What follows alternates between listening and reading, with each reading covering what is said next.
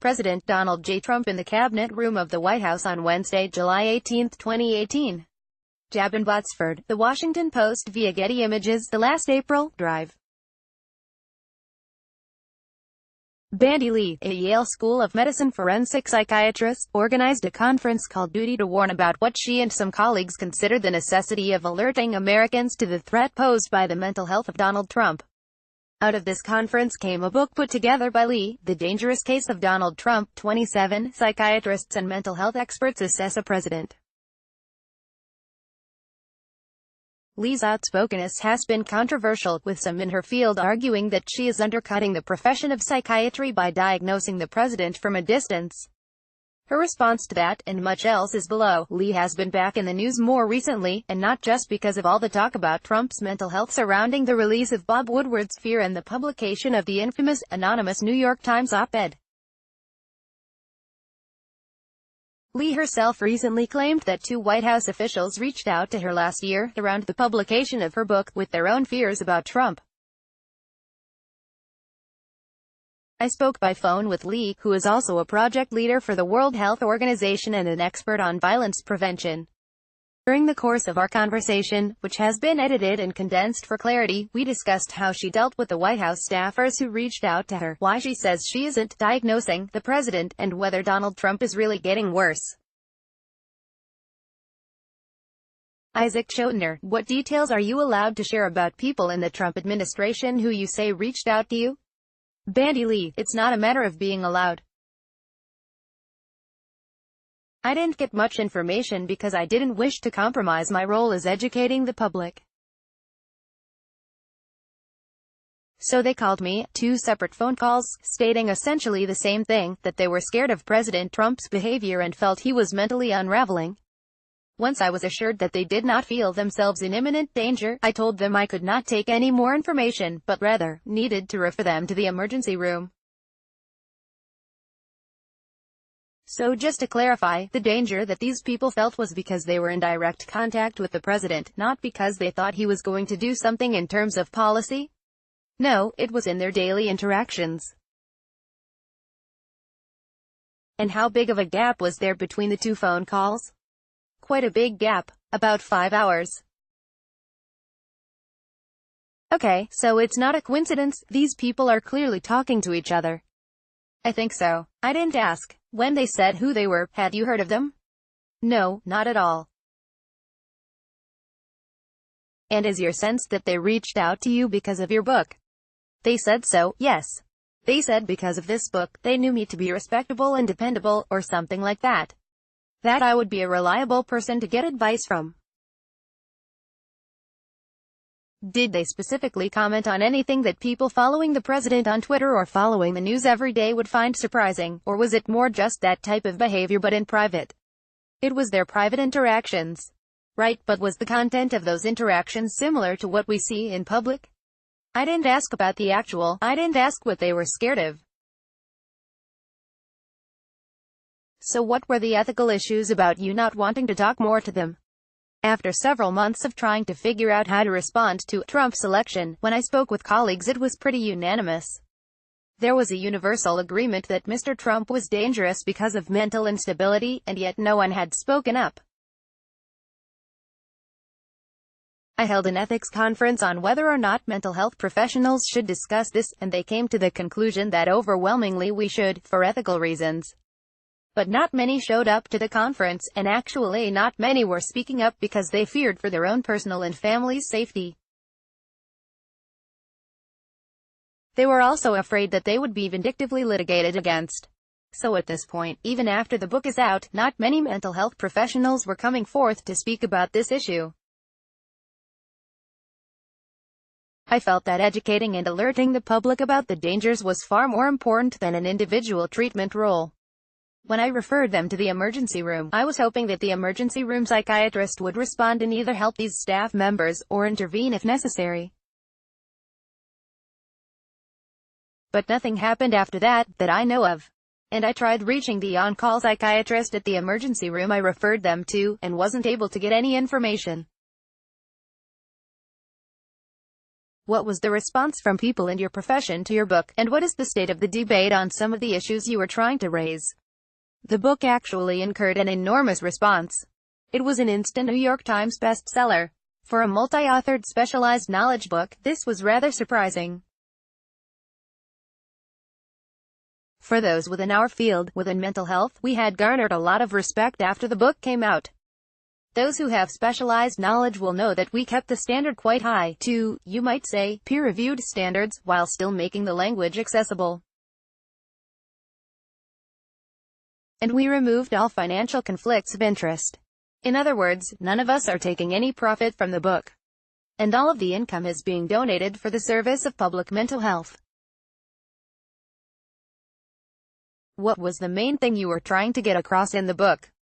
The initial impression for those who don't read the book is that we're diagnosing and we're violating ethics. But people who have read the book would come back to us and state that they were really astonished by the ethical rigor and just how accurate and rigorous our assessment was. The message is basically that we wanted the public to know of the dangers we saw. Dangerousness is different from diagnosis, so we tried to explain that. But the main crux is that the situation is worse than it appears, that it will grow worse over time, and that eventually it will become uncontainable. How do you identify dangers without diagnosis? Diagnosing is not what mental health professionals do most of the time, it's just a very small part of what we do. For diagnosis, you need all the relevant information. And usually also a personal interview, although the science is pointing in the direction of not needing a personal interview all the time. Whereas the rest of the time, we are evaluating, assessing, sometimes predicting, protecting the public or the patient from dangerousness. So there is a lot that we do that does not involve diagnosing. So this book warns about danger. Danger is more about the situation, not so much about the person. In other words, the same person in a different situation may not be dangerous. It also does not need all the information, you just need enough information to raise alarms, and you can act on the dangerousness that you see. What is the specific danger that you see? For dangerousness, I'm a violence expert. Future violence is best predicted by past violence. And here we have someone who has shown verbal aggression, which usually means physical aggression may not be far, who has boasted about sexual assaults, and that says more about violence than sexuality. He has incited violence in public gatherings. He has shown an attraction to violence and powerful weapons. He has taunted a hostile nation with nuclear power repeatedly, and since then he has instituted policies that traumatize innocent children. Back in January, the American Psychiatric Association said that it was calling for an end to what it called armchair psychiatry, and affirmed what is called the Goldwater Rule, which is from 1973, which they defined as refraining from publicly issuing professional medical opinions about individuals that they have not personally evaluated in a professional setting or context. What is your response? The American Psychiatric Association has been taking action in alarming ways since this administration. So going back to 2017, 2 months post-inauguration of the president, they reinterpreted the Goldwater Rule in a way that it was never written to be and never was in the past. They said that the Goldwater Rule does not just involve diagnosis, it involves any comment of any kind on a public figure, no matter how dangerous the situation is. And that actually is a very alarming. They called it a reaffirmation of the Goldwater Rule, but it's essentially a new rule. The Goldwater Rule originally was agreed upon almost universally. It was very non-controversial. In fact, it was so archaic, most people didn't even know about it. It mainly stated that we should not diagnose to the media without having personally examined and gotten authorization to do so on a public figure. What we're seeing is simple repetition now, and worsening, greater frequency of his poor coping mechanisms. Bandy Lee. They changed the interpretation into what essentially people have been calling a gag rule. Members of the profession were so alarmed that dozens have resigned. They've been calling for a vote. This should be very alarming.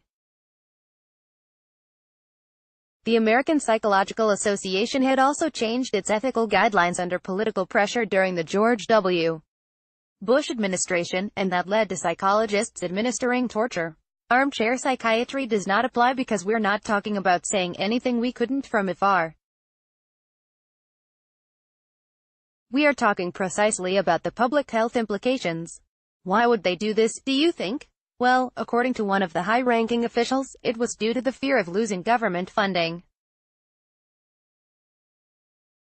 Regardless of the reasons, it is an alarming act. One thing that you constantly hear in media coverage of the president is that he's getting worse. But at the same time, if you go back and watch some of those early Iowa speeches, it's all there. The bragging about sexual assault, as you said, happened years ago. You can go back and find pretty much everything you're talking about, the violence, going back several years. Again, I know you're not going to diagnose, but do you have reason to think that things are getting particularly worse? Oh yes. Absolutely. So you say things are all there. Yes. We knew enough to predict that in the office of the presidency, under the pressures of this office, that he would get worse. And he's actually rapidly getting worse. The Washington Post measured that, in the first 6 months of this year, he quadrupled the number of lies that he told last year. In other words, in 6 months, he had told almost double the number of lies that he did in the entire first year of his presidency. Well, right.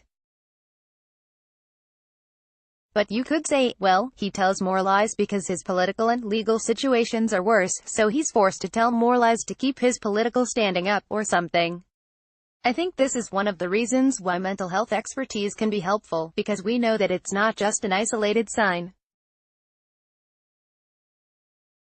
And we can look at the patterns and figure out whether it's strategy or whether it's symptoms. We by now have a lot of high-quality data, in terms of his reactions to situations, in real time, over considerable periods of time.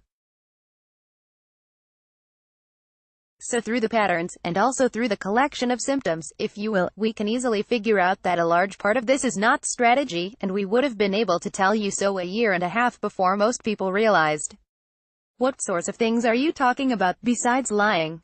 The increasing frequency in lying, the increasingly belligerent tweets, his inability to vary his responses to situations. For example, he cannot let a criticism go. He has to fabricate reality to situations that are distressing to him. And the thing about pathology, as opposed to normal reaction, is pathology actually becomes more rigid and more predictable. A healthy individual might be able to vary their response, especially if it's strategy. They can choose to act differently if something is not working. Whereas pathology tends to become more and more rigid as it worsens. And what we're seeing is simple repetition now, and worsening, greater frequency of his poor coping mechanisms. Okay, but to take a different example, it's obvious that the president is a racist who has racist beliefs and engages in racism frequently. I think sometimes when he engages in racism, it's just to get his supporters riled up, rather than from any deep-seated particular belief. So yeah, I guess it's hard to disaggregate under specific circumstances and say he's lying here because he's mentally unstable versus he's lying here because he's in an embarrassing situation. Right. That's why you look at patterns. You're absolutely right. When we just isolate a single instance, then it's almost impossible to tell. But with Mr. Trump, we have decades of information and patterns to look at. And we have better information on him than most of our patients, even, by now. Information that is relevant to dangerousness. And actually, diagnosis has nothing to do with dangerousness. Even if we were to have a diagnosis today, it tells us nothing about his ability to function in office, or his dangerousness.